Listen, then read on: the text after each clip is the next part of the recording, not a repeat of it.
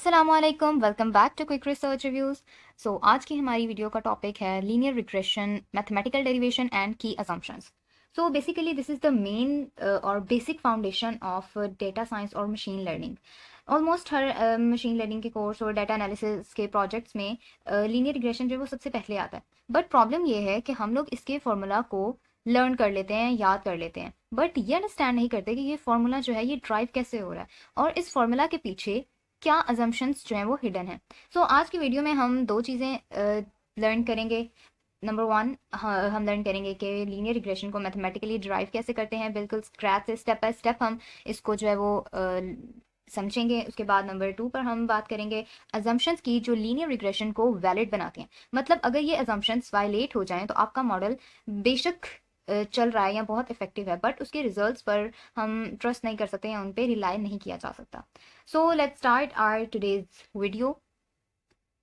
हम linear regression तो पहले भी अपनी प्रीवियस वीडियोस में डिस्कस कर चुके हैं कि मेनली लीनियर रिग्रेशन है क्या। A statistical method to model the relationship between a dependent variable and one or more predictors, यानी कि हम इंडिपेंडेंट और डिपेंडेंट वेरिएबल्स के दरमियान रिलेशनशिप्स को फाइंड आउट। यहाँ आपको नजर आ रहा है इसका formula y is equals to beta zero plus beta one x plus epsilon.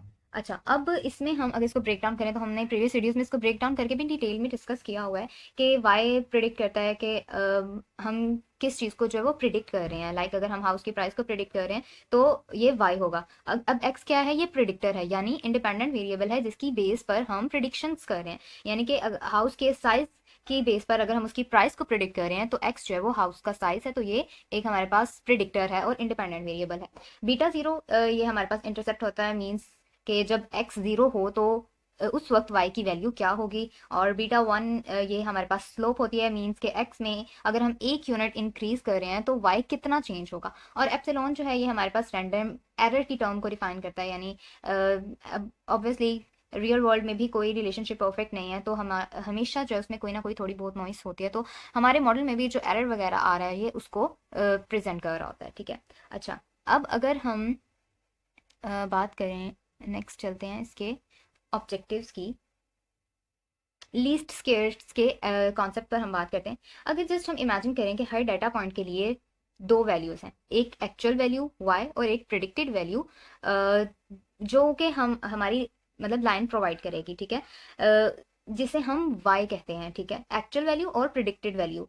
अच्छा, अब इन दोनों के दरमियान डिफरेंस क्या है, उससे हम जो इन दोनों के बीच में डिफरेंस है उसे हम रेजिडुअल कहते हैं। और इसका फॉर्मूला है ये वाला हमारे पास जो ये शो हो रहा है हमारे पास, ई I equals Y I minus Y आई। ठीक है, तो ये जो हमारे पास फॉर्मूला है ये इसका रेजिडुअल का फॉर्मूला है। ठीक है, अच्छा, अब इसमें क्या है कि हम एक्चुअल में से माइनस कर रहे हैं प्रिडिक्टेड को। ये रेजिडुअल बताता है कि हमारी लाइन उस पर्टिकुलर पॉइंट के लिए कितनी रॉन्ग है। अच्छा, अब हम चाहते हैं कि टोटल एरर को मिनिमाइज करें, लेकिन अगर हम सिर्फ एरर्स को ऐड कर दें, कुछ पॉजिटिव कुछ नेगेटिव, तो वो कैंसिल हो जाएगा और रॉन्ग इंप्रेशन मिलेगा कि एरर जीरो है, जबकि एक्चुअली बहुत सारे एरर्स होंगे। इस प्रॉब्लम को सॉल्व करने के लिए हम स्केयर्ड एरर्स को यूज करते हैं। ठीक है, जैसे हमारे पास यहाँ पे सम ऑफ स्केयर्ड एरर्स ये आपको शो हो रहा है, तो ये हर रेजिडुअल को स्केयर करते हैं, देन उन सबको ऐड कर देते हैं। अब यहाँ एक क्वेश्चन है कि स्केयर क्यों करते हैं, एब्सोल्यूट वैल्यू क्यों नहीं लेते। इसके दो रीजंस हैं। फर्स्टली कि स्केयरिंग बड़े एरर्स को ज्यादा पनिश करता है, मतलब कि अगर एक पॉइंट बहुत डिस्टेंस पर है लाइन से तो उसका कंट्रीब्यूशन डिसप्रोपोर्शनैलिटी ज्यादा हो जाती है, जो हमें बताता है कि वो आउटलायर ज्यादा प्रॉब्लमेटिक है।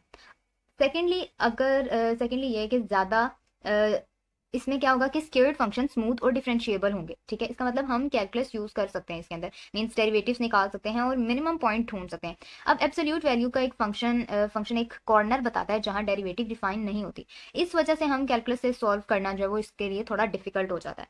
अब अगर आप राइट साइड पर जो ग्राफ है इसको देखें तो इसमें जैसे हम बीटा वन की वैल्यू चेंज करते हैं, सम ऑफ स्क्वेयर्ड एरर इसमें दिखा रहा है कि कैसे चेंज होता है। और देखें ये एक बाउल शेप बना रहा है, बिल्कुल बाउल के सबसे नीचे वाले पॉइंट पर यहाँ पर अगर हम देखें तो सम ऑफ स्क्वेयर्ड एरर जो है वो मिनिमम है, यही हमारा टारगेट है, यही ऑप्टिमल बीटा वन है।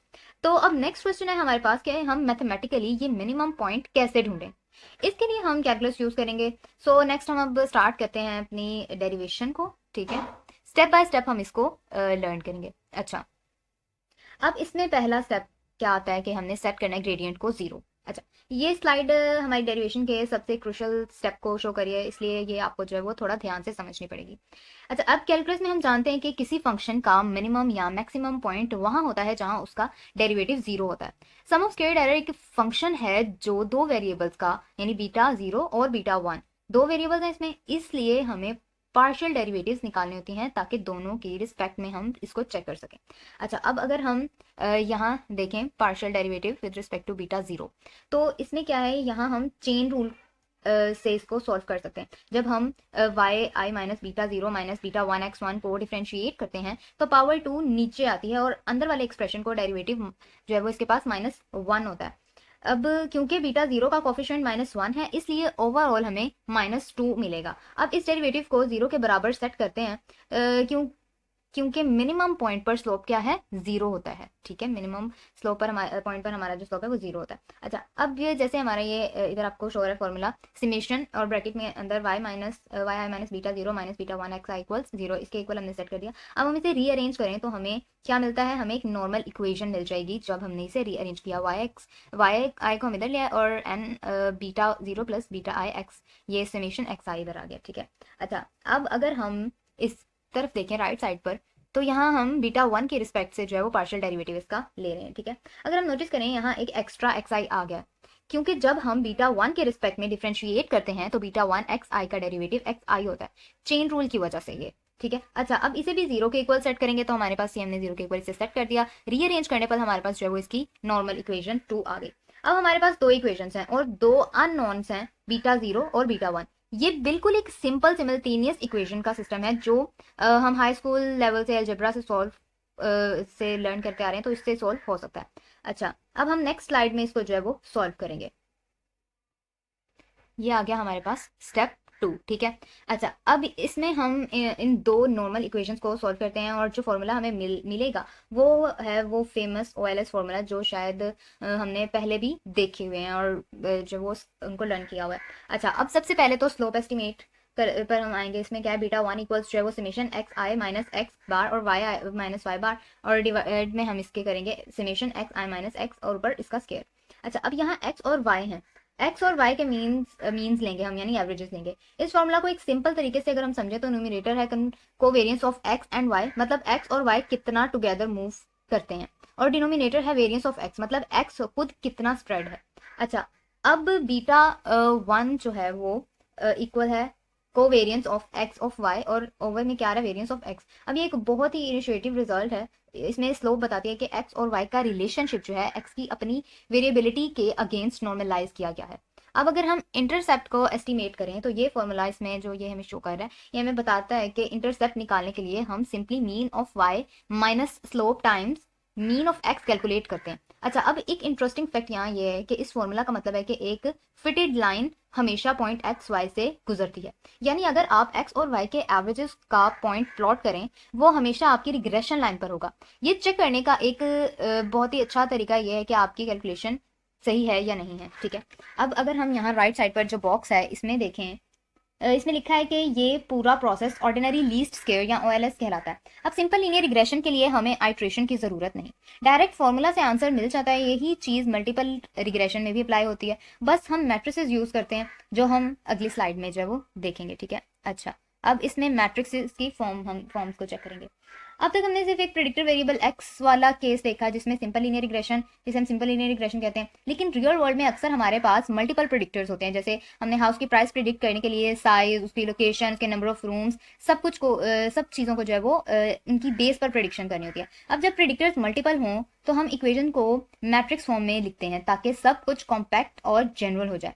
तो देखते हैं, अब स्टेप वन में हमारे पास जो है वो मॉडल में y equals x b beta plus epsilon है। यहाँ y है n multiply by x vector of outcomes, और x है n multiply by p plus one design matrix, यानी सारे प्रेडिक्टर्स का जो वो x जो है वो सब प्रेडिक्टर्स को शो करा है। अब बीटा क्या है हमारे पास, वेक्टर का कॉफिशिएंट, और e हमारे पास एप्सिलॉन क्या है, वेक्टर्स का एरर। अच्छा, अब स्टेप टू में हम जाएं तो इसके ऑब्जेक्टिव में सम ऑफ स्क्वेयर्ड एरर्स, ये बिल्कुल वही सम ऑफ स्क्वेयर्ड एरर है जो हमने पहले देखा है, बस अब मैट्रिक्स नोटेशन में इसको हम सॉल्व करेंगे। उसके बाद हमें इसका डिफरेंशिएट इसको करना होता है। यहाँ हम वेक्टर्स कैलकुलस यूज करते हुए सॉल्व करेंगे। कंसेप्ट बिल्कुल सेम है जो हम पहले इसको स्लाइड 4 में डिस्कस कर चुके हैं। बस अब हम एक सिंगल वेरिएबल की जगह एक पूरे वेक्टर के रिस्पेक्ट में डिफ्रेंशिएट कर रहे होंगे। अच्छा, उसके बाद है हमारे पास स्टेप 4 जिसमें हमें इसे सॉल्व करना है। ये है हमारा फाइनल जनरल ओएलएस एस्टिमेटर। ये फॉर्मूला ऑटोमेटिकली स्लाइड 5 वाले फॉर्मूला को प्रोड्यूस करती है जब हमारे पास सिर्फ एक प्रिडिक्टर हो। अच्छा, अब एक इंपॉर्टेंट नोट है यहाँ, ये फॉर्मूला तब ही काम करता है जब एक्स टी एक्स इन्वर्टिबल हो, मतलब उसका इन्वर्स एग्जिस्ट करता हो। अगर प्रेडिक्टर्स आपस में बहुत ज्यादा कोरिलेटेड हों, जिसे मल्टीकोलिनियरिटी कहते हैं, तो ये मैट्रिक्स नियर सिंगुलर हो सकती है और एस्टिमेट्स अनस्टेबल हो जाते हैं। इस पर हम थोड़ी देर में जो है वो इसके जो एस्टिमेटर्स हैं वो अनस्टेबल हो जाते हैं। अच्छा, अब हमारी जो मैथमेटिकल डेरिवेशन है वो यहाँ पर हो गई है कंप्लीट। ठीक है, अब हम मूव करते हैं नेक्स्ट एजम्पशंस की तरफ। ठीक है, एजम्पशंस ऑफ जो लीनियर रिग्रेशन है इन पर बात करते हैं।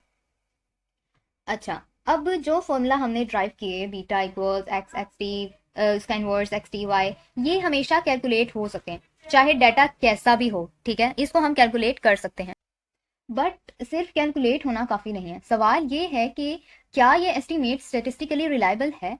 इसके लिए कुछ एजम्पशंस होनी चाहिए जिन्हें हम एक एक्रोनिम से याद रखते हैं या लर्न करते हैं। सो इसमें हमारे पास आती है एक्रोनिम, क्या इसके लिए यूज़ करें हम, लाइन, LINE, यानी इसमें लीनियरिटी, इंडिपेंडेंस, नॉर्मेलिटी और इक्वल वेरिएंस होना चाहिए। अच्छा, अब लीनियरिटी क्या है हमारे पास, प्रिडिक्टर्स और आउटकम के बिटवीन रिलेशनशिप ट्रूली लीनियर होना चाहिए।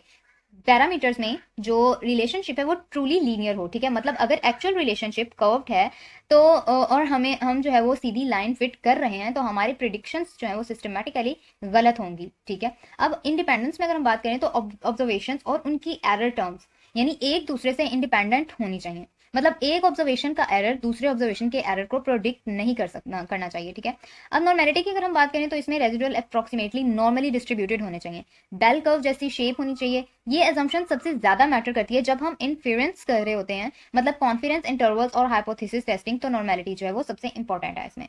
उसके बाद आता है इक्वल वेरिएंस, जिसे हम होमोसिडेसिटी भी कहते हैं। रेजिडुअल्स की स्प्रेड कांस्टेंट होनी चाहिए, चाहे एक्स की कोई भी वैल्यू हो। अगर स्प्रेड एक्स के साथ बढ़ता है या कम हो रहा है तो ये एक प्रॉब्लम क्रिएट करता है। ठीक है, अब याद रखें जब ये सारी एजम्पशंस होल्ड करती हैं तब ओएलएस एस्टिमेटर को ब्लू कहा जाता है, यानी बेस्ट लाइन अनबाइस्ड एस्टिमेटर। मतलब स्टेटिस्टिकली स्पीकिंग ये बेस्ट पॉसिबल लीनियर एस्टिमेट है जो हम निकाल सकते हैं। ठीक है, अब हम प्रैक्टिकली हमें पता कैसे चलेगा कि ये असम्पशंस सेटिस्फाई हो रही हैं या नहीं, इसके लिए हम रेजिडुअल प्लॉट्स यूज करते हैं। यही हम अगली स्लाइड में देखेंगे। ठीक है, ये देखें इस स्लाइड के अंदर। अब इसके अंदर हम क्या चेक करें, रेजिडुअल का बिहेवियर। ठीक है, इसमें हम देखते हैं कि प्रैक्टिकली होमोसिडेसिटी और नॉर्मेलिटी को कैसे चेक करते हैं।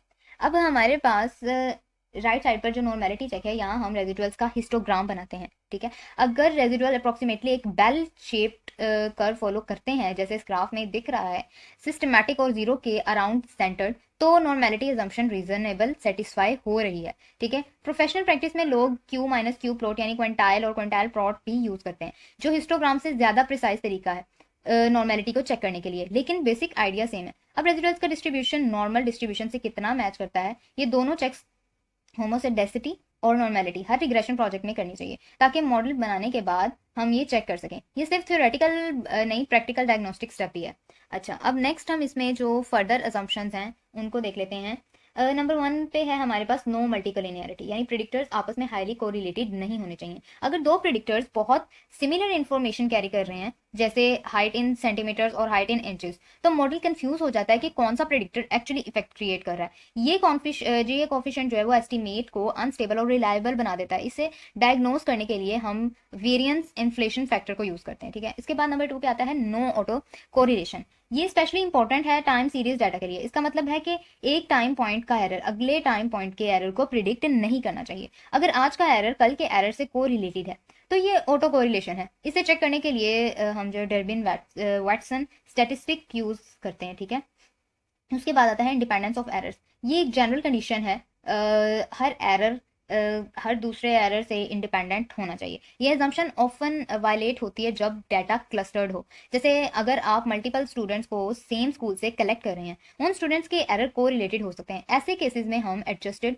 स्टैंडर्ड एरर्स यूज करते हैं, जैसे क्लस्टर्ड स्टैंडर्ड एरर्स या रोबस्ट स्टैंडर्ड एरर्स। ये सारी कंडीशंस मिलकर इंश्योर करती हैं कि हमारा मॉडल न सिर्फ मैथमेटिकली करेक्ट है बल्कि स्टेटिस्टिकली ट्रस्टवर्दी भी है। ठीक है, अच्छा अब नेक्स्ट आता है कि ये एजम्पशंस क्यों मैटर करती हैं। ठीक है, अब हम देखते हैं कि ये assumptions क्यों मैटर करती हैं। लीनियरिटी जो है वो वायलेट हो, यानी प्रिडिक्शंस बाइस्ड हो जाती हैं, सिस्टमेटिकली रॉन्ग हो जाती हैं क्योंकि मॉडल रॉन्ग शेप एज्यूम कर रहा होता है। उसके बाद इंडिपेंडेंस में अगर हम बात करें तो स्टैंडर्ड एरर्स अंडरस्टेटेड हो जाते हैं, जिसकी वजह से हम गलती से सोचते हैं कि कोई रिलेशनशिप स्टेटिस्टिकली सिग्निफिकेंट है जबकि एक्चुअली नहीं होता। तो ये फॉल्स पॉजिटिव क्रिएट्स करता है। ठीक है, अब नॉर्मेलिटी वायलेट हो तो जो कॉन्फिडेंस है, कॉन्फिडेंस इंटरवल्स और पी वैल्यूज हैं वो अनरिलायबल हो जाती हैं, खासकर जब सैम्पल साइज स्मॉल हो। उसके बाद जो है वो सैम्पल में सेंट्रल लिमिट थ्योरम की वजह से ये प्रॉब्लम कम हो जाती है। उसके बाद इक्वल वेरिएंस वायलेट हो तो एस्टिमेट इनएफिशिएंट हो जाता है, इनएफिशिएंट हो जाता है और स्टैंडर्ड एरर्स जो है वो ट्रस्ट वर्दी नहीं रहते। उसके बाद मल्टीकोलिनियरिटी अगर हो तो कॉफिशिएंट अनस्टेबल और हार्ड टू इंटरप्रेट हो जाते हैं। छोटी सी डाटा चेन से कॉफिशिएंट ड्रामेटिकली बदल सकते हैं। इसलिए जो है वो assumptions मैटर करती हैं। आई होप कि आपको आज की वीडियो में समझ आ गया होगा कि assumptions क्यों मैटर करती हैं और हम लीनियर रिग्रेशन को मैथमेटिकली उसके फॉर्मूला को किस तरह से ड्राइव करते हैं। होप सो आपको वीडियो अच्छी लगी होगी। अगर आपको हमारी वीडियो अच्छी लगी हो तो चैनल को सब्सक्राइब करना, वीडियो को शेयर करना और लाइक करना मत भूलें। मिलते हैं नेक्स्ट वीडियो में with Python implementation of linear regression. तब तक के लिए अल्लाह हाफिज़।